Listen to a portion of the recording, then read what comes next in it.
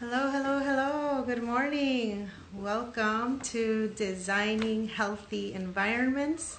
My name is Alicia Ponce. I am the founder and principal of AP Monarch. We are architects and sustainability consultants. We design healthy environments for you, for all, and for the planet, of course. So it's a beautiful day this morning. We had lots of rain yesterday. It's a little muggy, but today I will welcome Rochelle Moreno, and she is going to talk about the inspiration of the living organism residence and where she got this inspiration. And she's just an amazing individual in that when there's an issue, she right away she jumps into action, into finding a solution. So for example, she was telling me about these projects that she's working on in Puerto Rico. She couldn't sit down and just watch the news like many of us did, or she, after Hurricane Maria, she jumped into action and she joined a team so that they can build houses made out of containers, or looking for some kind of solution. So that's the type of person that she is. She just wants to be able to help people and create healthy environments, safe environments for people, and more than anything, for people in need. So in any minute now, Rochelle will join us and tell us a little bit about her story, and then I will share the journey of the living organism residence. We will be tracking the progress of during design, and how we are looking at the energy performance so early in the design. What are the design elements people should account for to try to reduce their carbon footprint? Because as architects, what we're trying to do, our mission is to reduce carbon in the environment. As we are indoors 90% of the time, we are emitting carbon, because 40% of carbon emissions that are emitted into the environment come from buildings. So we need to change the way we design buildings, right?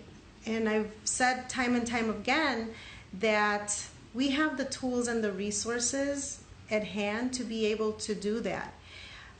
We have amazing team of design professionals here in Chicago, and it doesn't take just one. It doesn't take just one architect. It doesn't take just one engineer.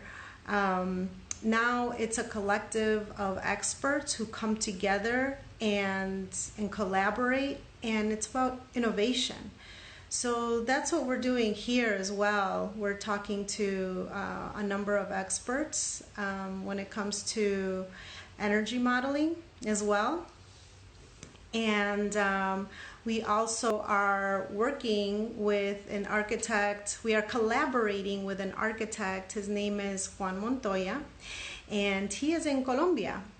He was introduced to me through Rochelle, because they were working together on this project in Puerto Rico. So that's how, really great people meet each other, right? And just being able to help people.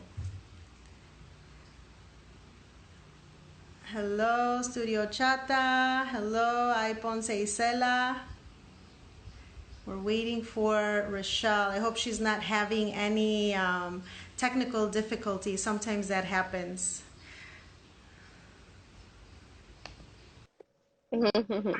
Hi. Good Hello. morning. Good morning. We did it. Yes. So I have already been chatting and letting people know a little bit about the living organism residence. Mm-hmm. And I want to introduce Rochelle, she's the president of Axiom Contractors and BRT Electric. And she can speak a little bit more about what she does, all of the amazing things that she does. She's a woman in construction, she's a licensed electrician, and she just, if you tell her no, watch out because this will give her power to prove you wrong, even more. It will fuel her power. She is a single mom of two beautiful, big, strong boys, and she's just doing it. She's putting an example for a lot of us on how to build sustainably. And so welcome, welcome. How are you this morning? I am fantastic. I'm actually here at a job site. Look, so so yeah.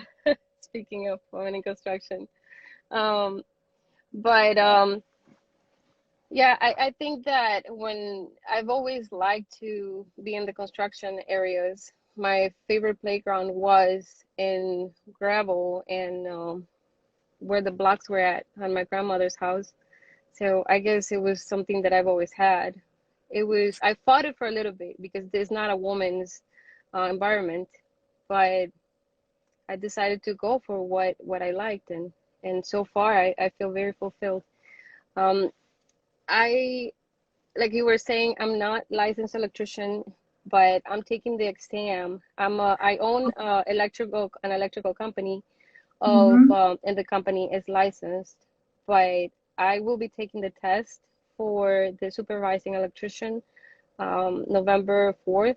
It's pretty hard test, so we'll see. Because to my Wow. partner, yeah, my partner, it took him a little bit over 2 years to pass it. It's very hard exam. You really got to know what you're doing. So Yeah. yeah, Wow. Well, I have but no doubt that you're going to pass it. yeah, yeah, but I am licensed for brick. I'm a licensed mason and also for roofing. I'm licensed for licensed general contractor. Also a lead renovator, and I forgot how many certifications. Like I graduated from Hacia for contractors training, and I also graduated from emerging leaders from SBA um, at an executive level for business and leadership. So I was very lucky to get in there. So That's yeah, incredible. That's yeah. incredible. And you mentioned Asia, and that's how we met. That's how we met through Yes. our good friend, business development, Juan Calahorano.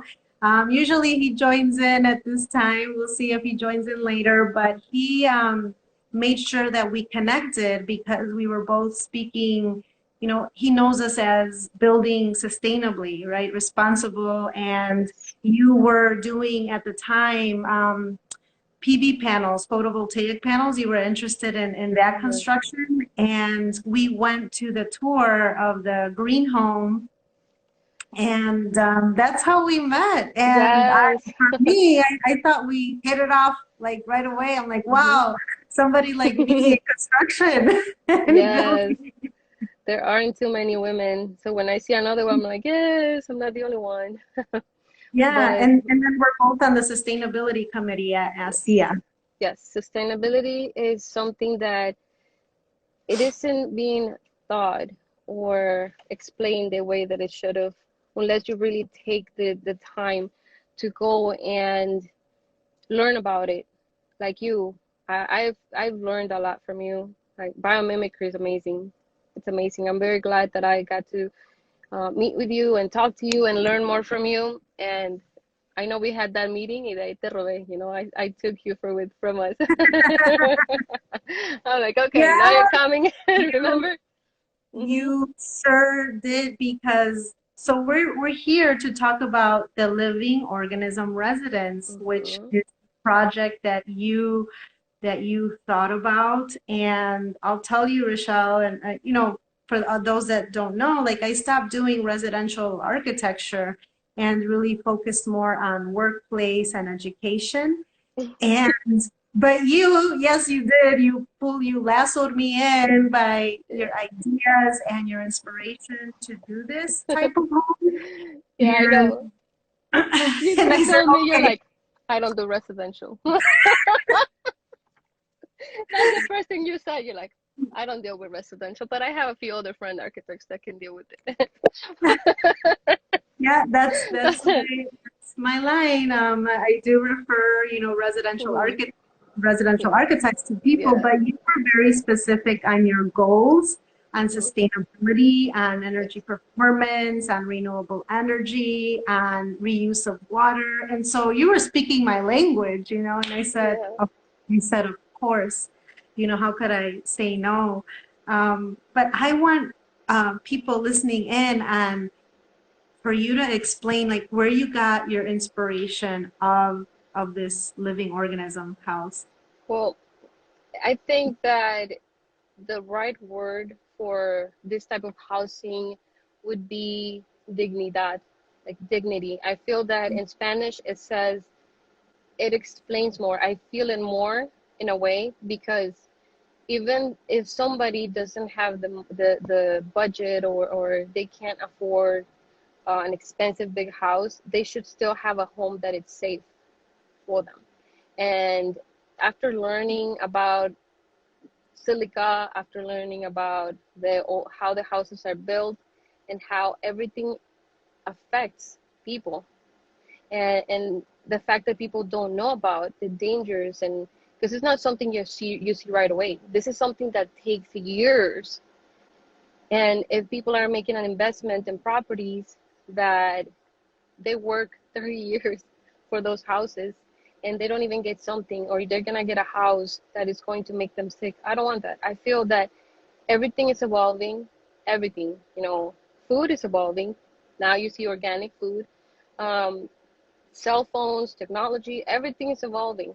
And for some reason construction has been having the same thing over and over and over. And I'm looking to raise it up a little bit, and be able to bring something with quality, something that's, at the end of the day, we're in a big home, which is planet Earth, and I think that we should be mindful and respect, the environment, but at the same time, it has to be good for everybody that's living in the house, and at the same time, good for the environment. And when you told me, I feel like our brainstormings were incredible because the way you said it, it was living organism, and I thought of the concept of breathing. And then when you showed me the design, inside of me, I wanted to start jumping when I was looking at the presentation. I'm like, oh my god, it literally breathes. Because of the design of the windows, and the filtration, natural filtration, and the biomimicries. I'm like, this is exactly, I think this is better than what I actually thought. Yeah. And Yeah, so, and for biomimicry, that now I'm glad that you're into it. And biomimicry means that innovative design inspired by nature. So we look at nature's systems and try to mimic the systems into the architecture that we do because nature works, right? And so they don't need mechanical systems. They don't need to survive and to be resilient.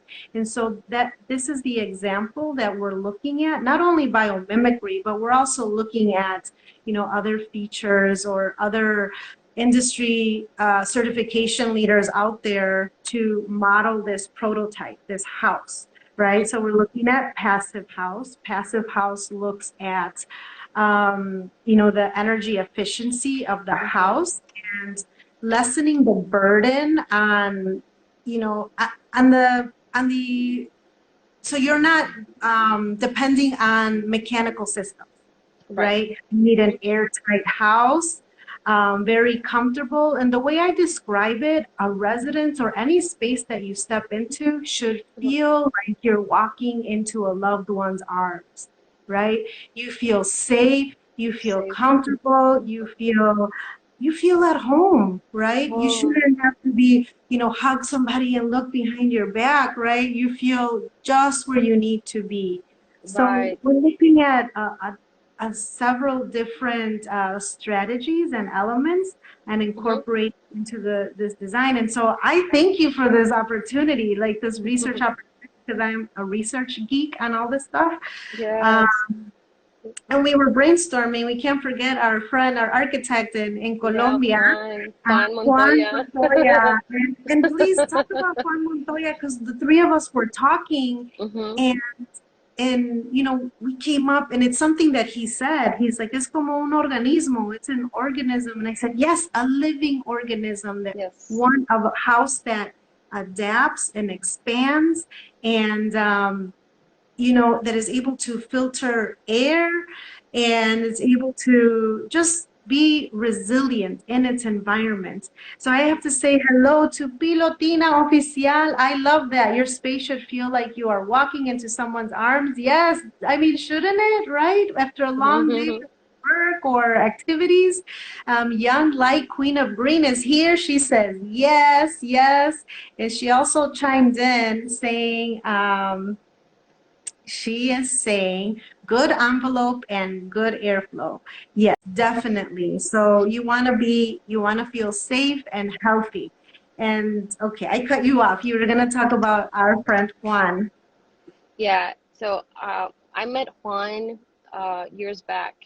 He's also into he's also into sustainability. I know he builds community centers all over the world. He's all about sustainability, and what I like about him is that he's very in tune when it comes to.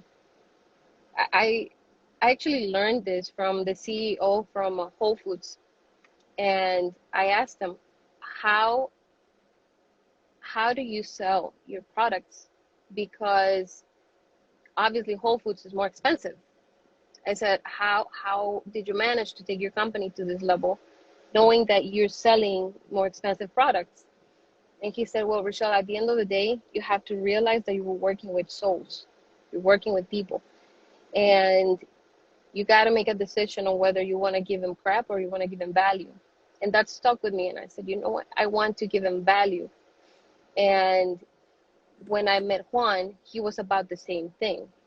He was about, you know, building for people, for souls, and he's got this willingness to do the right thing. When the whole pandemic was happening, when everything is happening, he's always there looking to help.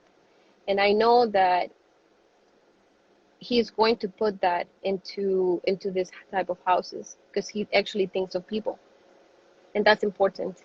Because I see nowadays a lot of investors, they're about the money, money, money, how much money, how much money, how much money, and they're willing to sacrifice, or they're willing to sacrifice people's lives for a few grand, a few $1,000s more.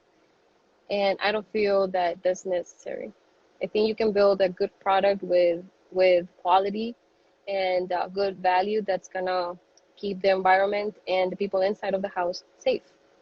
And Juan agrees to it. So I feel like we all synchronize in that sustainability. We did, and it's been really great working with him. We just go back and forth. He gives an idea, yeah, and it's working really, really well. So I thank you for that introduction, to be able Yeah, to, right now, with the pandemic, he's also like feeding thousands of people in yeah, Colombia. Like, not only is he yes, doing architecture, but he's also organizing how to feed yes. communities. I'm He like, how do you do he's this? got he has a nonprofit organization. I don't remember the name of the organization right now, this moment, but I know he will be doing fundraisers, and he uses the funds towards building community centers in remote areas, and they manage the water and they make it all sustainable to make sure that as they build those community centers, that the people are getting the water and everything they need. So I think that was pretty cool, and that's the reason why, even though he's in Colombia, I felt like I had I feel like the male part of it, the female, because we also, I feel like we think a little different, but in a way, when we combine and come together and work together, I feel that that's where, magic could happen, and that's why I felt that the best architects with in sustainability, one was Juan in Colombia, and you in here. So Mhm. I'm very grateful to you agree that you agreed to work with us. Mhm. Because you said from the beginning, I don't work in residential. I did. I was already thinking, oh, You're I'm like, gonna no. give you another number. You're like, Um, but I have other friends, friend architects that do work in residential. and so you, well, one of the things that you were, there were a couple of things that you were Mhm. talking about of this living organism residence is that not only did you want it to perform well, you wanted it to be adaptable and expandable as Exactly. families grow, Mhm. or, family dynamics change. Mhm. So looking at a modular system as well. But then you also said, there's a right on the construction site, on the project site, there is a school right around the corner. And Mhm. you said you wanted it to be something that the kids will be inspired by, Yes. curious, and learn from. So you wanted it to be, a learning tool for them. This is that. This is a model home, and I think that at the end of the day, it's our duty or responsibility to educate the younger ones, the future leaders, and I want them to be conscious, because if they start thinking of sustainability right now, they're probably gonna go to their parents and be like, "Mom, why you don't have solar panels?" Or, "Mom," and we get that, where the kids will be coming home with new ideas and be like, "Oh, okay, well, I don't know, but let me look into it." So that's one of the things that I like to do, and I'm really excited about being able to bring something where, or a prototype of house where we can increase the quality of the work. I know the product, some of the material we're looking at is it can withhold 220 miles per hour wind, which is it's amazing, you know, with how the climate is changing and how everything's going to be happening. We need something like that.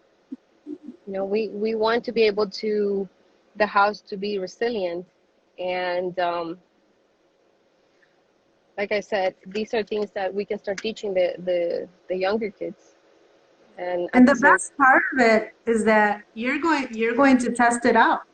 You're going yes, to, and I'm so there's going to be more, feedback on what worked and what what didn't doesn't work, work. Mm-hmm.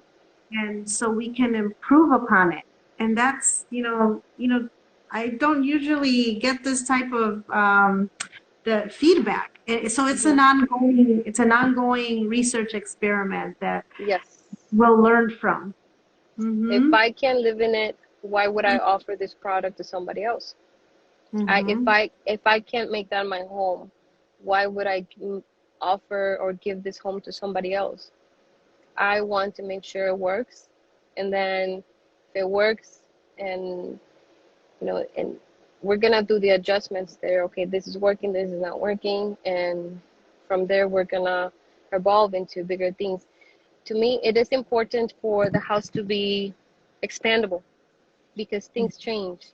So let's say you there's a single person, and that individual doesn't have kids, but they want to buy a house. Normally, what happens when you want to expand your house or you need more space in your house, you have to move out, and you have to, leave your neighbors and change your location. And there's no need for that because we could leave the house ready for expansion. So as we build a smaller model, later on when they're ready to for more space, they can just give us a call, and then we could expand the house. We could have an addition, but again, it's ready to go. It's already set, and it's already designed to do that.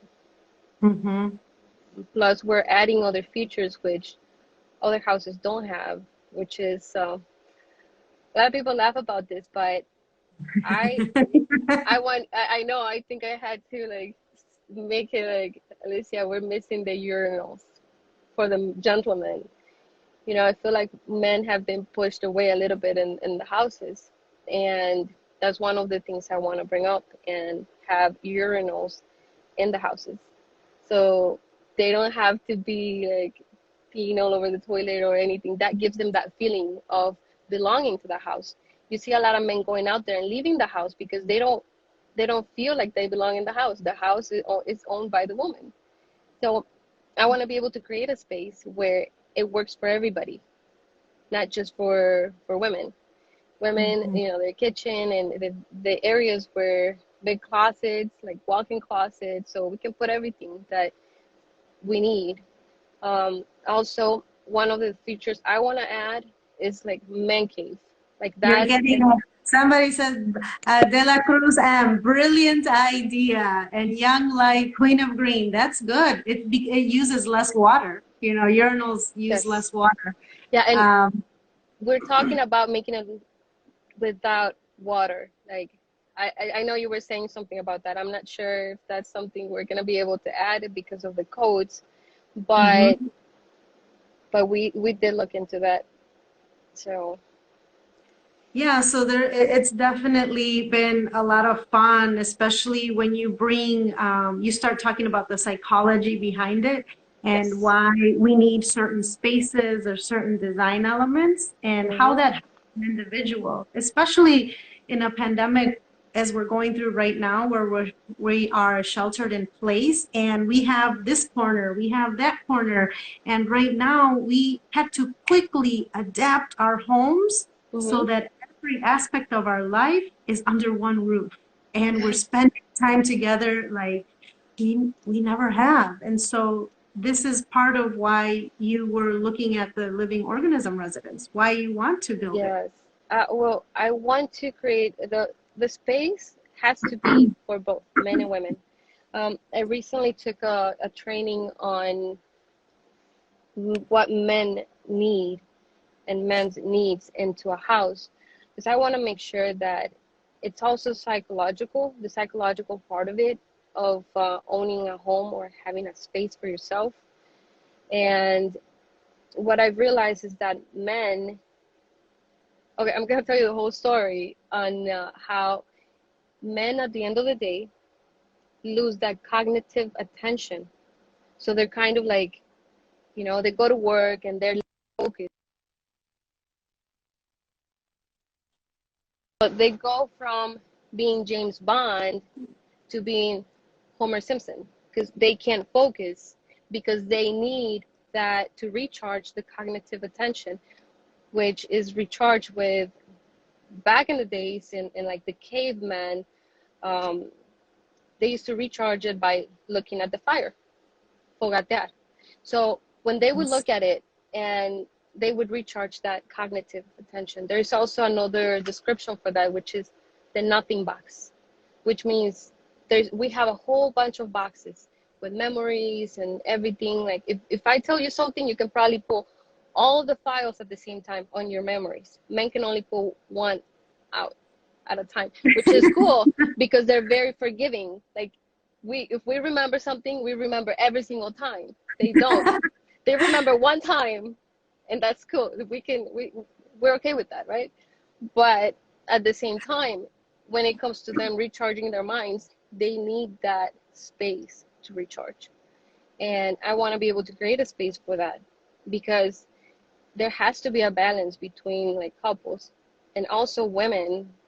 I don't know what I would do. I think I used to lock myself in the bathroom when I needed my space. And it's said that a lot of men actually go into the bathroom and they stay there for a long time because that's how they recharge. I don't know if you've seen them.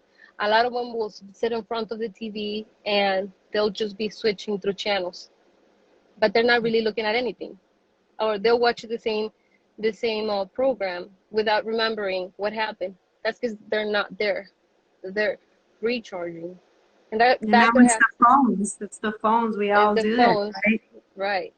And now what's happening is if we don't get that fixed, that's why a lot of couples they don't work like or they're like crashing with each other because he's not paying attention. She's taking it personal. Now, women, we connect through talking. That's why we're really good when we come together and we catch up with everything and we remember everything. Like they call that canastear because it's said that when we're born, a big canasta, like a big, yeah, it's given to us, and then we just put like we're walking and we see, okay, that's green, put it in the basket. Okay, that's blue, put it in the basket. Oh, she likes coffee with sugar and honey, and we put that in the basket. So we collect data. We just collect data, information, and men don't. Yeah, So, no, but that's a good point. right, but that's how Young we Blood connect. Point of Green, she That's what. says men are not considered in real estate. You know, that's her point of view. But this is definitely Yeah. because of you. We're putting in those elements Yes. of to consider everyone in the space. Not Yes. just gender but age. Then you have little kids, and then you have grandparents, and so just Hmm. creating that space. We're Uh, working same thing for the mhm, elevator. We're putting in a closet. So if there goes mhm, to a point where an elevator needs to be created, there's that mhm. closet area. The closet area can be turned into an elevator. So as people age, they can, the house will adapt to them, which is Right. it's pretty cool too. Also, we added a cleaning area where the entrance, because a friend of mine, Eric Herman, they came up with the idea of having a door that filters or kills the coronavirus. So we're planning on putting that in there. So as you walk in, if there's any viruses out there, all you got to do is walk in, and it takes about 10 to 15 seconds, and it's a light that it disintegrates the DNA of the coronavirus. So Yeah, that's so another option. that's Hmm. yeah, I mean it's a space that we're consciously looking at so that right now people can't see their families or it's we're seeing them on the other side of the glass. Hmm. So we're creating these clean rooms, right, at Hmm. every entry point of the house. And just like you're saying, there's a UV light treatment, Hmm. right, so that you can feel safe. It gets rid of all of the, whatever virus or contamination that there may be that, hopefully that helps. So we're thinking of all of those steps. Hmm. Um, what at the end of the day, Rochelle, what would success look like for you on this house? Um, say a year from now, you're sitting there, and Okay, so the way we're planning it, because it's planned in a way, so we're gonna be using those the steel structure with the panels. they're Uh, lightweight, they're right? That's lightweight, so the construction part of it is a lot faster. So you're saving money and labor. So I feel like it's gonna balance between quality and labor, because I would say one of the most expensive parts of construction is the labor. But when you can save money on the material, now this type of material is zero waste. You don't waste anything because it's um it's engineered, and they everything comes in parts. So everything will come in pallets, numbered, and women can build too. So ladies, who if you were told that you couldn't build, it's changing, because Mhm. ladies will be able to lift those panels, install them, and it's gonna be. I feel like it's gonna be disruptive a little bit. Don't feel.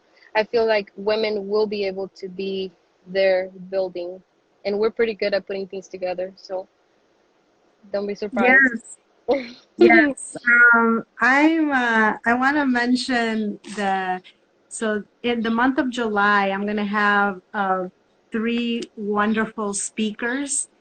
And one of them, so his name is Craig Burton. He's a mechanical electrical engineer, and he's worked on net zero buildings all around the world. And he will be able to, I can't wait to just talk to him about, how to get a building to net zero. What is it that, people can learn from that, and what do we need to understand that it is possible?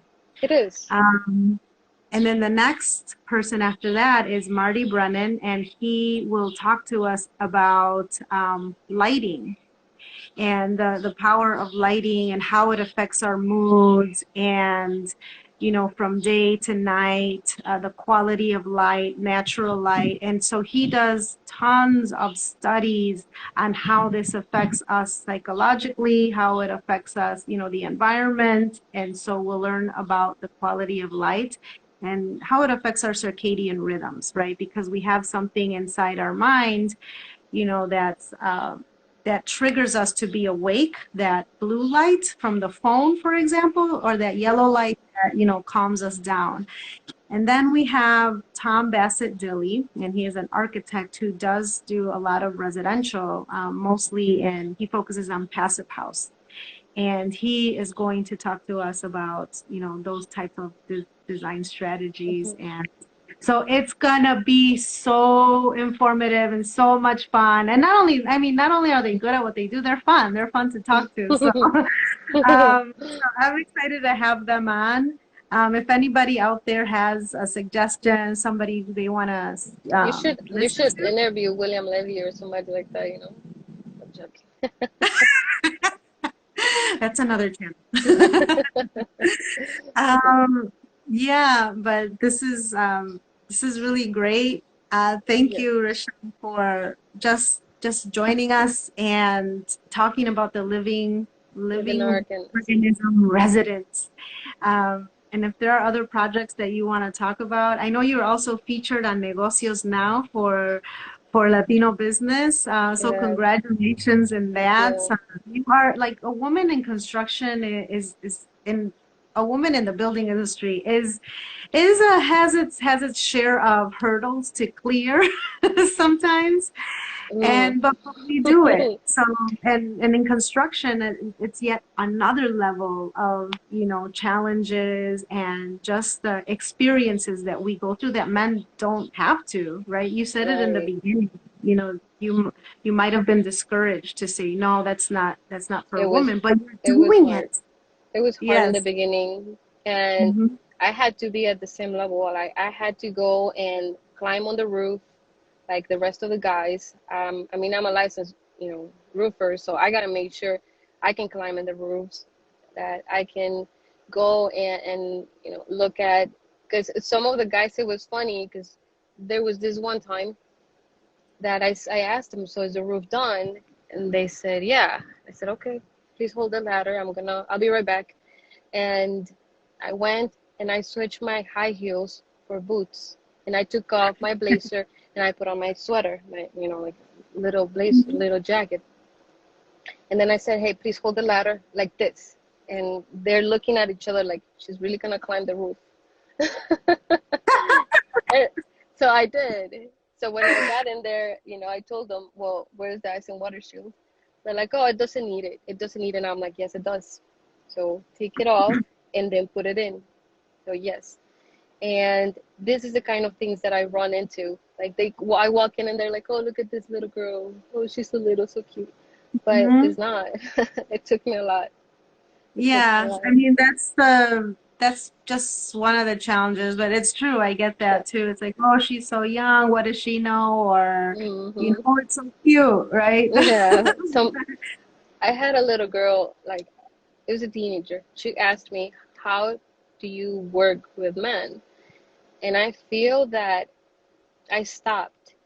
I stopped looking at it as I'm competing with them. I don't, I work with them. And at Yeah. the end of the day, I tell them, I'm not here to compete with you because I know my set of skills is different from yours. And I see things that you don't see, and you see things that I don't see. So we complement each other.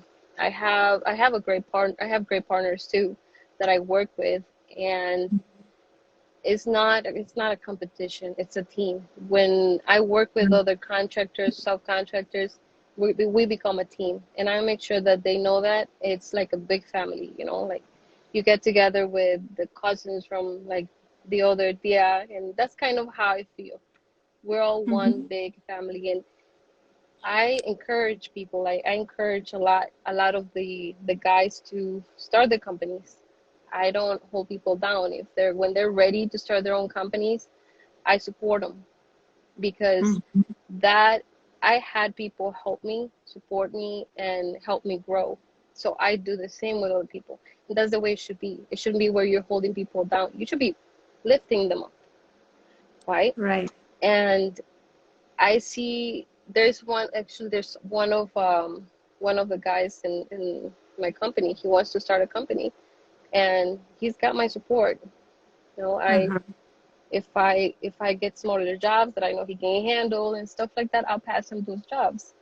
And Mm-hmm. later on, we can all grow. Actually, my logo has that. That is not just me. It's all of us. Yeah. Where it's all of us.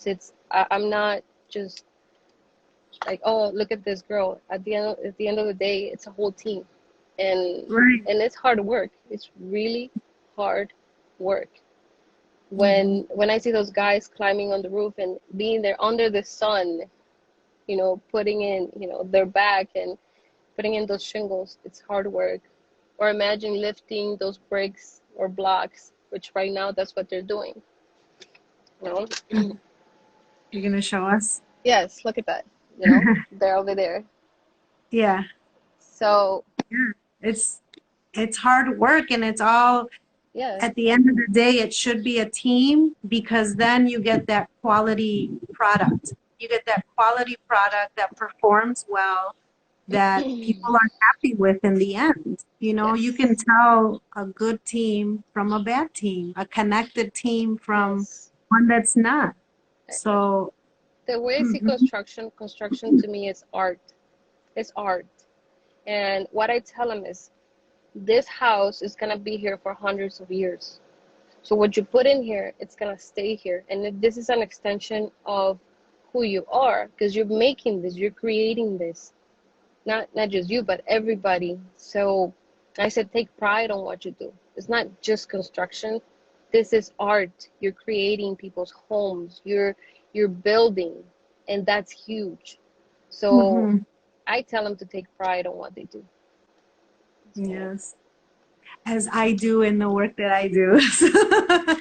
And and yeah, your thank work you. is amazing. It's amazing. I gotta say, it amazes me. And the models you and Juan are coming up with, I'm really excited for the next meeting. Yeah, no, we all are. And I think that in a couple of, once the design is more evolved with, more concrete information as far as energy use, Look at I'd like to have Juan, yeah, on as well. it's so funny. Fan de la Cruz, he's like, "Chingatelo."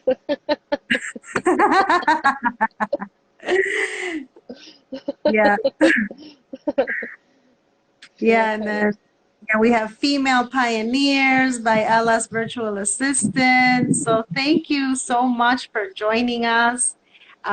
We will be putting this talk obviously on Instagram, AP Monarch channel, and we will also show it on LinkedIn and Facebook. It's going to be on all of our social media channels, so you can check it out later and share it if you'd like. And, stay tuned for the living organism resident, see how it evolves. Um, Yes, and we're coming, and we're coming with everything.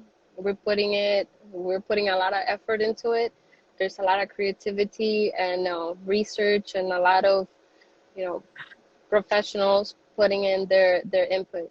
Like, I know we're gonna go to the oh, because we're also members of the committee for the sustainability committee for HACIA, mhm.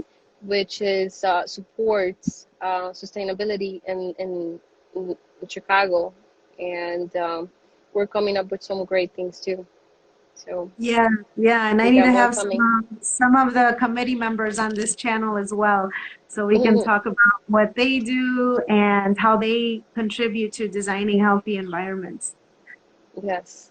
Well, thank you, Rochelle. Have a No, thank great you. day. Appreciate you inviting me. Have a good Yes, day. yes, and stay tuned, everyone. Thank you. Have a great day. You Bye too. bye. Bye bye.